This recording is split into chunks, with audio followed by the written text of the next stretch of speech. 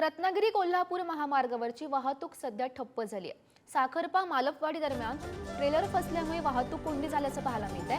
अर्ध्या तासापासून रत्नागिरीहून कोल्हापूरकडे जाणारा महामार्ग सध्या बंद दिसतोय।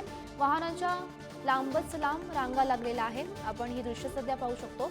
मातीत रुतलेला ट्रेलर बाहेर काढण्यासाठी आता प्रयत्न सुरू आहे आणि आपण जी वाहतूक कोंडी झालेली आहे त्याचे दृश्य पाहू शकतो।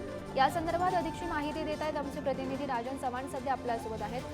राजन, आपण पाहतोय रत्नागिरी कोल्हापूर महामार्गावरची ही वाहतूक सध्या ठप्प आहे। वाहनांच्या लांबच लांब रांगा पाहायला मिळते। सध्याची तिथली परिस्थिती काय सांगते? गौरी, रत्नागिरी कोल्हापूर महामार्गावर आता वाहतूक ठप्प होताना दिसते। या महामार्गावर एक ट्रेलर आहे जो मातीत रुतल्यामुळे येथील पूर्णपणे वाहतूक या ठिकाणी ठप्प झालेली आहे।